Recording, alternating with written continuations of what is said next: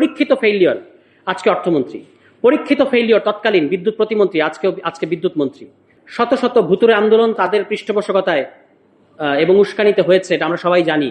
যমুনার সামনে, শাহবাগে দিনের পর দিন ব্লক করে রাখা। বাজেটের আগে পরে অর্থমন্ত্রীর কথার তুবড়িতে কিন্তু আমরা থাকতে পারি নাই। 1.5 কোটি কর্মসংস্থান হবে, স্মার্ট ইকোনমি হবে, এই হবে সেই হবে। এখন দেখেন উনি একেবারে চুপসে হয়ে গেছেন। অন্তর্বর্তী সরকার একটা দুর্বল সরকার ছিল, যার লাভের গুড় সবাই খেয়েছে, কিন্তু যার দায়িত্ব বা যার দায় কেউ নিতে চাচ্ছে না। বিএনপি সরকারের 6 মাস হয়েছে, 180 দিন। এখন তারা বলা শুরু করেছে 6 মাস কি যথেষ্ট সময়? কিন্তু তারা কিন্তু অন্তর্বর্তী সরকারকে 6 দিন সময় দেয় না। এমনকি অন্তর্বর্তী সরকার গঠিত হওয়ার আগে, এটা বাংলাদেশ ইতিহাস, আপনি আরো যখন আমরা সামনের দিকে যাব, এটা এটা এটা কালো একটা ব্যাপার, একটা ব্ল্যাক স্পট হিসেবে থাকবে যে সরকার গঠন করার আগে বাংলাদেশের সবচেয়ে বড় রাজনৈতিক দল নির্বাচনের দাবিতে, তখন দেশে একটা টালমাটাল পরিস্থিতি, নির্বাচনের দাবিতে তারা সমাবেশ করেছে। তো যারা 6 দিন সময় দেয় নাই, তখন অন্তর্বর্তী সরকার একটা দুর্বল সরকার ছিল, যার লাভের গুড় সবাই খেয়েছে, কিন্তু যার দায়িত্ব বা যার দায় কেউ নিতে চাচ্ছে না অন্তর্বর্তী সরকারের, সেই সরকারকে তারা 6 দিন সময় দেয় নাই। শত শত ভুতুরে আন্দোলন তাদের পৃষ্ঠপোষকতায় এবং উস্কানিতে হয়েছে, এটা আমরা সবাই জানি। যমুনার সামনে, শাহবাগে দিনের পর দিন ব্লক করে রাখা। অন্তর্বর্তী সরকারে এমন দুঃখজনক ঘটনা ঘটেছে এনবিআরে। তো এখন কথাটা হচ্ছে যে এই দুঃখজনক ঘটনা তো আপনারা উস্কানি দিয়ে ঘটিয়েছেন। আপনারা তখন সংস্কার করতে দেন না এনবিআর কে। আপনারা তখন জনপ্রশাসন সংস্কারের বিরুদ্ধে দাঁড়িয়েছেন।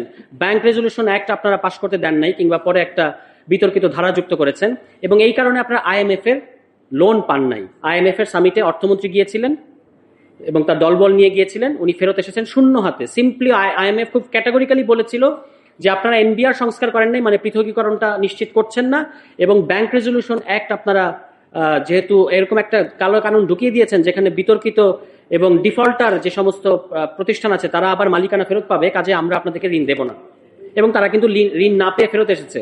এবং বাজেটের আগে পরে অর্থমন্ত্রীর কথার তুবড়িতে কিন্তু আমরা থাকতে পারি নাই। 1.5 কোটি কর্মসংস্থান হবে, স্মার্ট ইকোনমি হবে, এই হবে সেই হবে। এখন দেখেন উনি একেবারে চুপসে হয়ে গেছেন, কারণ উনি বুঝতে পারছেন যে উনাদের ভুল পলিসির কারণে আজকে যে অর্থনৈতিক সংকট সহ অন্যান্য সংকট তৈরি হয়েছে, এটা অন্যরা যতই বলুক উত্তরাধিকার সূত্রে এটা তারা নাকি পেয়েছে, কিন্তু উনি খুব ভালো করেই জানেন, যেহেতু উনার ব্যর্থতার ইতিহাসটা অনেক পুরনো। মানে এখন যিনি অর্থমন্ত্রী, তিনি 2001-06 সালে ওই সরকারের বাণিজ্য মন্ত্রী ছিলেন, এবং সিন্ডিকেট সহ বিভিন্ন অপকর্ম এবং দুর্নীতির মধ্যে এমনভাবে তার মন্ত্রণালয় জড়িয়ে গিয়েছিল যে তাকে কিন্তু বেগম খালেদা জিয়া, তৎকালীন প্রধানমন্ত্রী এবং দেশনেত্রী, তিনি কিন্তু মেয়াদ পূর্ণ করতে দেন নাই, তাকে পদত্যাগ করতে হয়েছিল এই তৎকালীন বাণিজ্য মন্ত্রীকে। তো ওই পরীক্ষিত ফেইলিয়র আজকে অর্থমন্ত্রী, পরীক্ষিত ফেইলিয়র তৎকালীন বিদ্যুৎ প্রতিমন্ত্রী, আজকে বিদ্যুৎ মন্ত্রী। তো তাদের দিয়ে বিএনপি 20 বছরে this is plan, I have a plan, this is BNP's plan.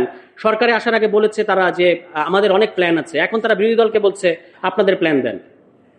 তো আপনি সরকারে আসার আগে বলেন আপনাদের অনেক প্ল্যান, এখন বিরোধী দলের কাছে প্ল্যান চান কেন? তাও ভালো যে চেয়েছেন।